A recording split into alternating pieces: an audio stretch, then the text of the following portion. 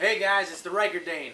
I'm going to show you how to change the brakes on a 2004 GMC Yukon Denali. We're going to change the front brakes. So let's do this.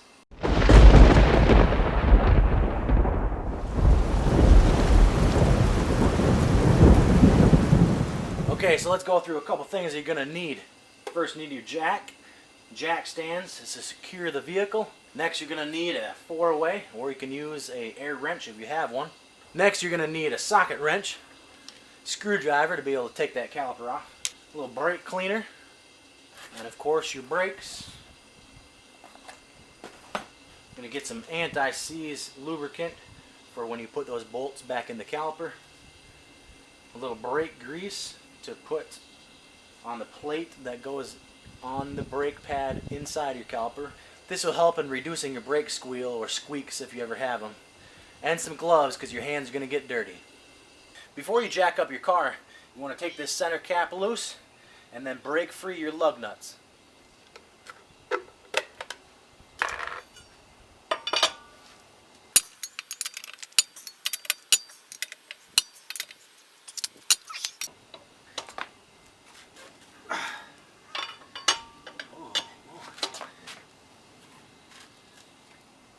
Oh my gosh! Woo! Some of those can be pretty rough. Okay, remember to secure your vehicle with at least a couple jack stands, and always take the pressure off the jack and put that weight more on that jack stand, whether you have one or two set up.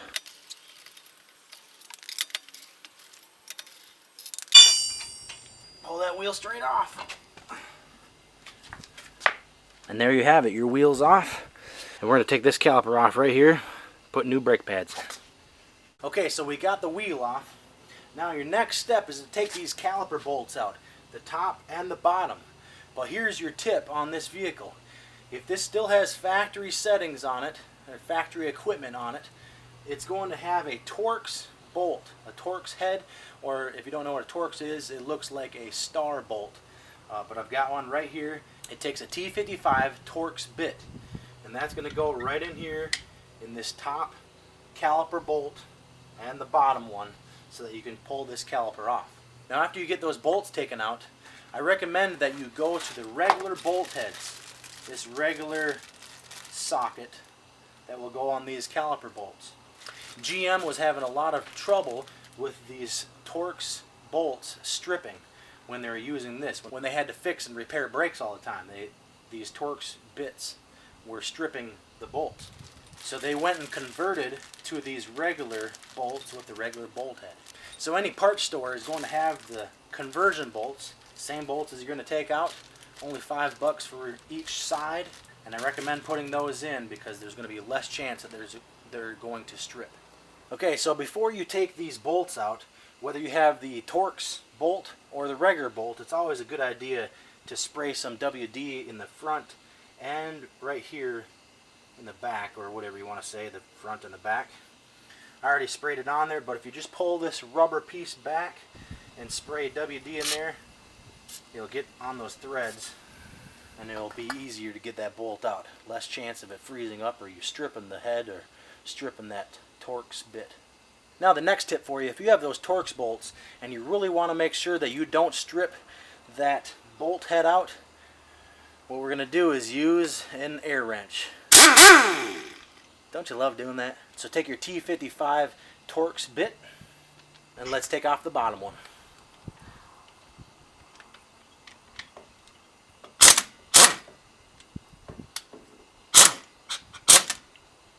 So that bottom one came out pretty easy, so I doubt I even have to use the air wrench for the top one. So we'll just go with the regular socket wrench. So you may want to use your hammer to tap this free so you can break that bolt free. There we go, just like that. Okay, so the next thing to do is to take this caliper off. Now sometimes these can be tricky to pull off. Some vehicles, they just slide right off. These, it looks like I'm going to have to hammer this a little bit.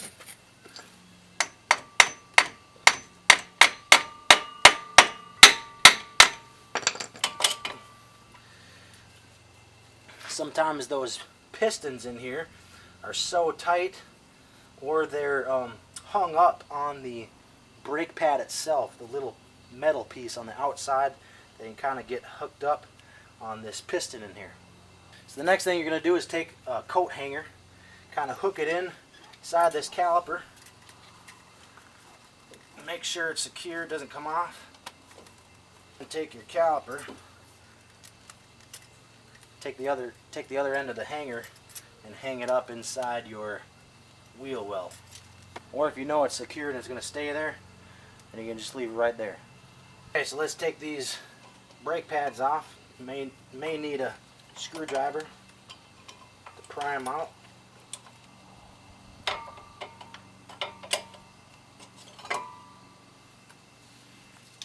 So here are the old ones, and here are the new ones. You can see the difference, a lot bigger.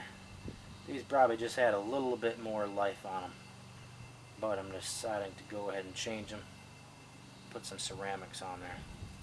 I'm going to pop these clips off. And while you're doing it, just go ahead and find the same one and put it back on the top.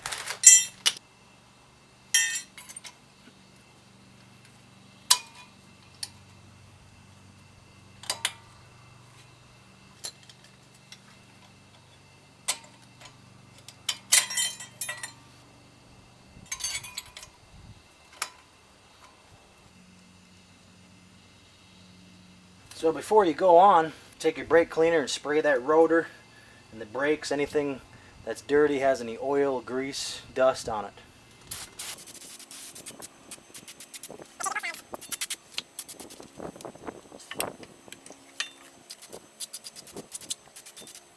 Alright, make sure everything is dry before you put your pads, your new pads on. So the next step is to take that brake grease.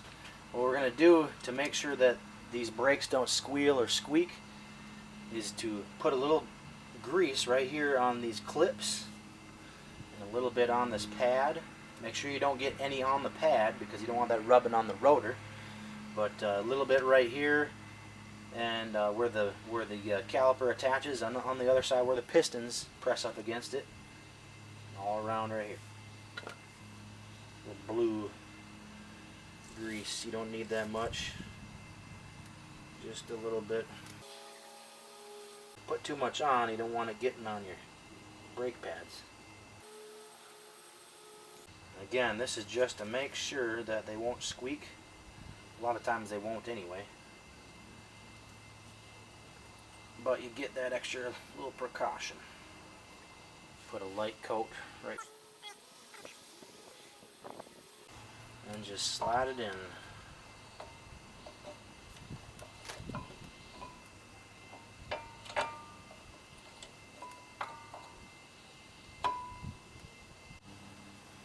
Alright, got this other side done.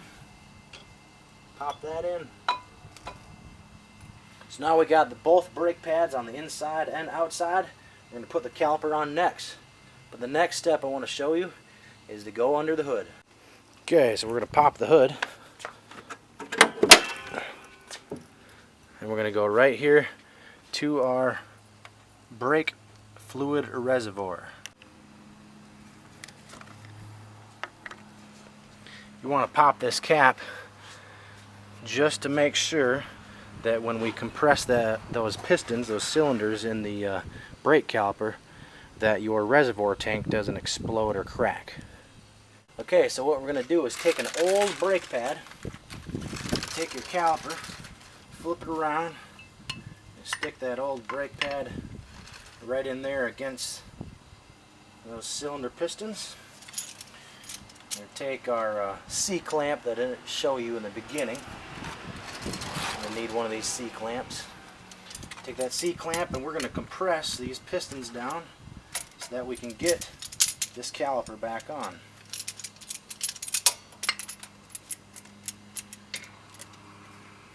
Alright, so you may have to rearrange yourself. This brake line's a little short, so I can't really move it much. But adjust it how you need to so that you can squeeze those pistons down.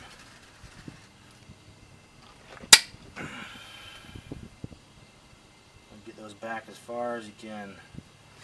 Give you enough room to get this caliper back on.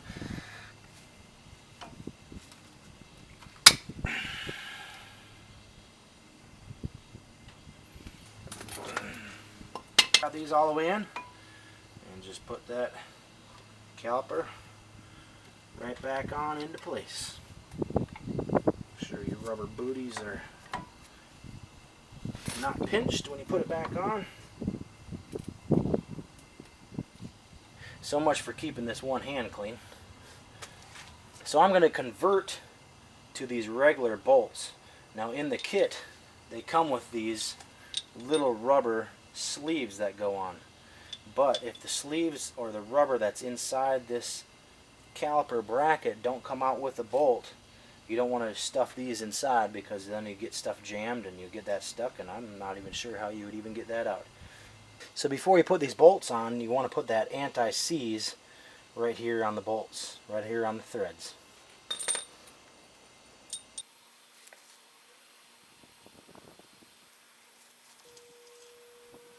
And just start threading it in. Make sure you don't get it cross-threaded. So the size socket that those bolts take is an 18 millimeter. I don't have a socket, so I'm going to have to use a wrench.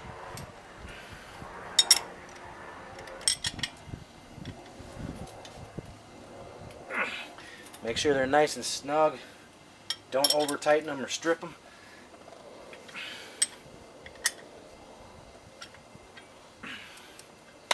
And just like that, you got new brakes.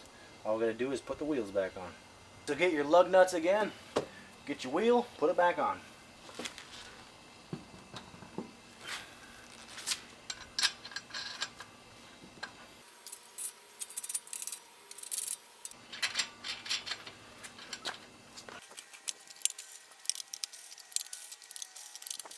Make sure you snug these up good before you put all the weight back on the wheel.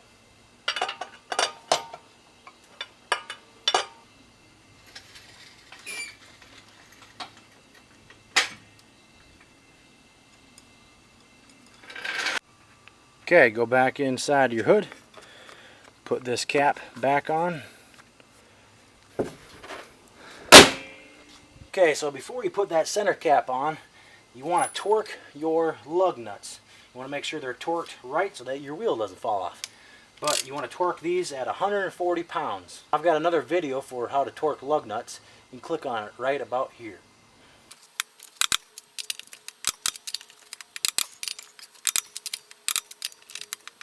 Once you get all that done, just put your cap back on. Now after you do the other side, you're going to want to test drive, but remember that your brakes are going to be spongy and they're going to go all the way to the floorboard. So make sure you pump it up before you start driving. So that's how you change the brakes on a 2004 GMC Yukon Denali. This same brake job is going to be similar for years 2002 to 2006 of Yukons, Sierras, Tahoes, and Silverados. If you want to check out any of my other Yukon Denali videos, you can get them right here. I hope your brake job was a little bit easier. I hope I helped you out with this video. Leave a comment, hit that like button down below, subscribe up top. Thanks for watching, and I'll see you later.